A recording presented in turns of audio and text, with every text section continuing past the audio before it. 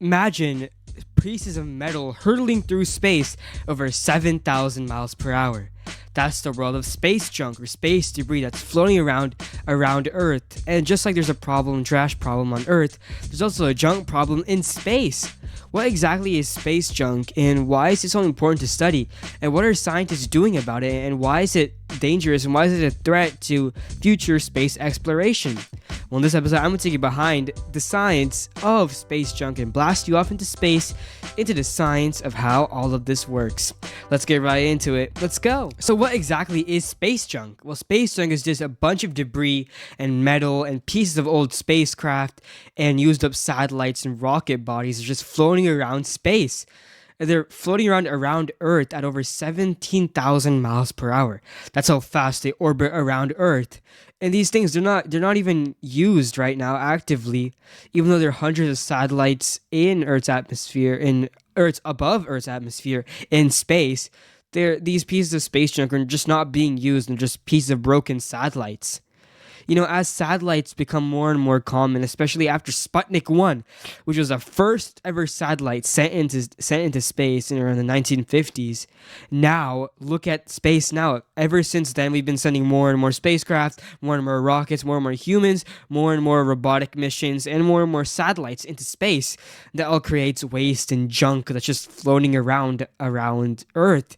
And the space junk is very dangerous because as it moves at over 17,000 miles per hour, it can damage different things, like even the astronauts on the International Space Station, other active satellites that are not able to avoid it, and so many other things, especially in the future with space exploration companies like SpaceX and Blue Origin making all of the space travel accessible to normal people. Now, especially in the future, we'll see more problems with space junk interfering with all of these different missions. And satellites have also become very common right now. An example is SpaceX Starlink and all of their satellites they're launching into space.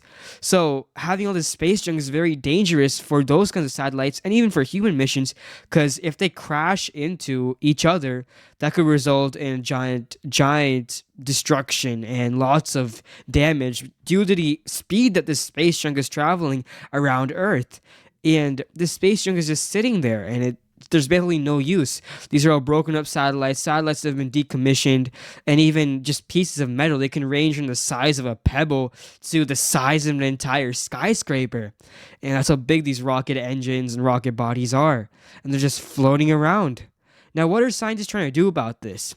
Well, this is definitely a big problem, and scientists are actively working on ways in order to clean up space. Just like the problem on Earth, where we have to keep our Earth clean, we also have to keep space clean so we can maintain it for future.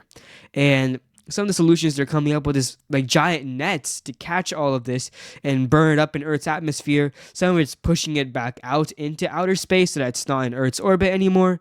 And kind of like robotic vacuums, and there's so many different things that scientists are working on in order to help fix this space junk problem, which is a very, very big problem and something you cannot see right now, but it's definitely affecting you in some way. And it's just so cool to see all the science, and it's so cool to see the relationship between Earth and space, because you might think that space doesn't have trash, it's all just gone. Well, that's not true. The space junk is a very good example of that, and it's so cool to see all of that science. Now, before I go, let's review what we learned in this episode. Let's go. In this episode, we learned that space junk is just a bunch of metal and used rocket pieces and satellites just floating around above Earth in Earth's orbit. And this is a big danger, because this danger for space missions, even other satellites, and especially human missions, because this space junk is traveling at a speed of over 17,000 miles per hour, which is very, very dangerous. That's why scientists are actively working on solutions for this giant problem and working on innovative ways in order to clean up outer space for future generations. Thank you so much for listening to this episode of Spectacular Science. Spectacular Science produced and hosted by me, Akshay Raman. Our theme song, additional music are by Chan Ramachandran. Please visit my podcast website, spectacularsci.com, to find interactive activities, articles, and blog posts. That's spectacularsci.com. Do you have a science question you want answered on a Spectacular Science episode and get a special shout out? Or grab an adult and head over to spectacularsci.com/contact. There you can find a contact form and you can send me your amazing science questions. Thank you so much. Also, don't forget to subscribe to this podcast if you're listening right now. It really encourages me, and you'll be updated on all the new episodes. So subscribe and share this podcast with your friends and family.